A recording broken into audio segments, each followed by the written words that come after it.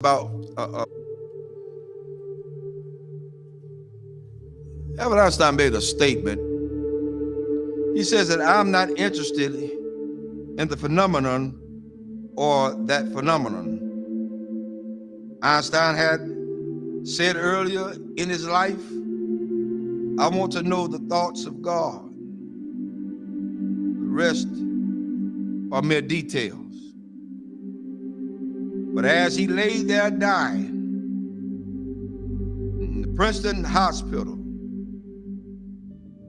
he must have understood that these were secrets that God was clearly keen to hang on to.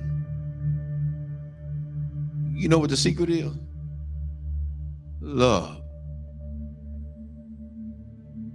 Love.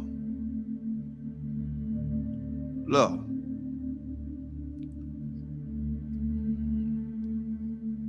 I'm going to share something tonight with everybody, and hopefully it'll hit close to home. To understand the mind of God is to understand the power of love. God is love. 1 John 4:8 says that God is love. Without love, there would be no forgiveness.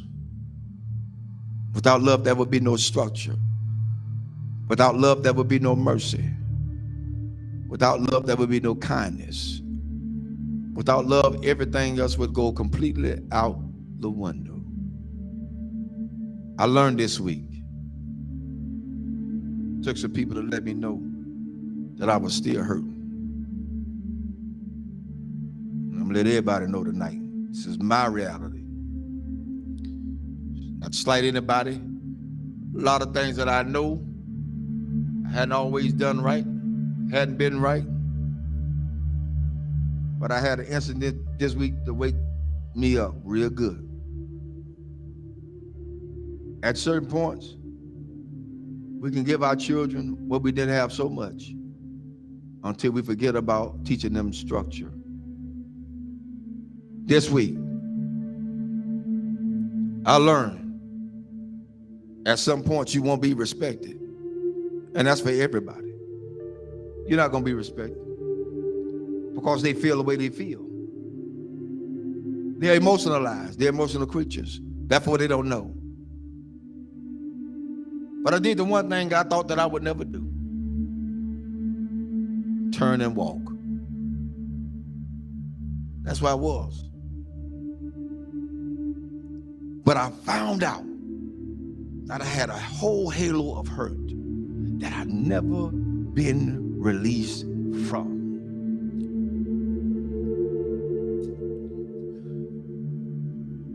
My respect factor has never really been known because I never got it.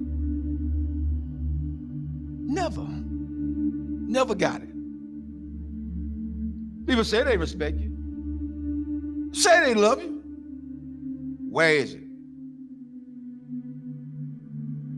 One of the things we got to realize is what we train our children to do, they're going to do it to the fullest extent.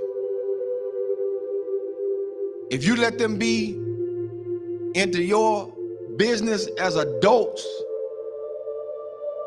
then they're going to have all rights and privileges to say what they want to say, not knowing the outcome of what could be. But I learned something.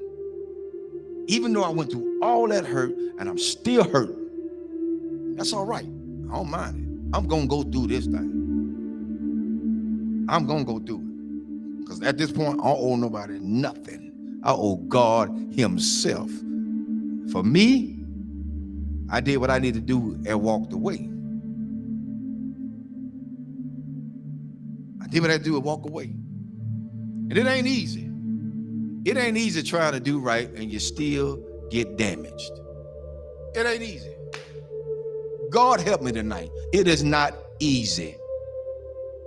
It is not easy to be in a place and feel like you're trapped. Because even when you do good, evil is always present. So you have to face the fact. That's why I said a lot of times, I've told people, and I still tell people today, don't hold me up as no God. Because I'm going to fall. And I'm going to make you fall. Don't hold me as no God. I'm gonna make some decisions that folk just are not gonna like.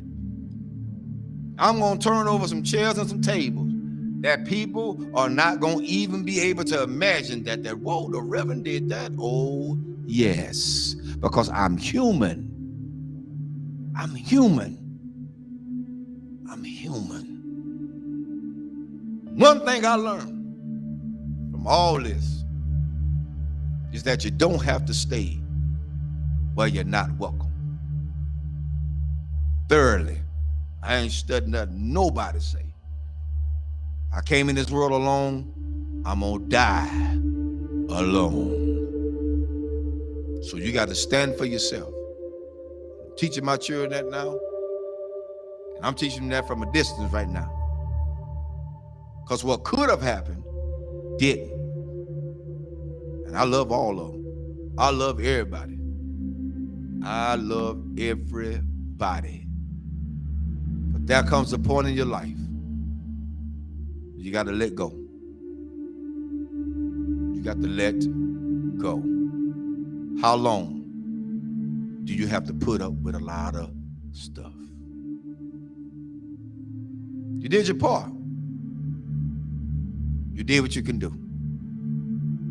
Now it's time to let them go. A lot of parents out there suffering now, and I'm telling all parents out there now, you did all you could with your child.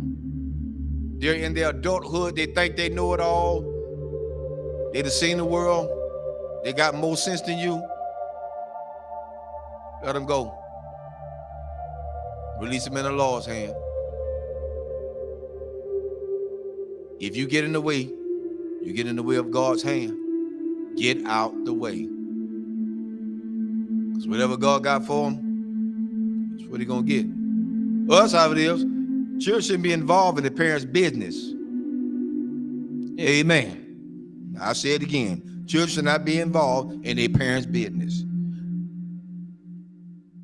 Whatever go on between those two, that's their problem. Not the children. But the children are affected by it. But guess what? It's up to those parents to sit the children down and talk to them together, not apart. Together. Together. You want to stop a whole lot of confusion? Talk about it together. You don't want to break down the communication? Talk about it together. At this point for me going forward, that's what we're going to do. And I can't do that.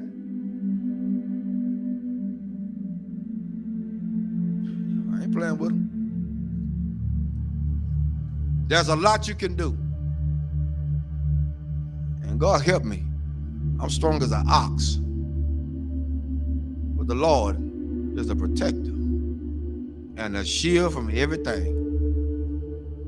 And Lord help me, I got the scars to prove it.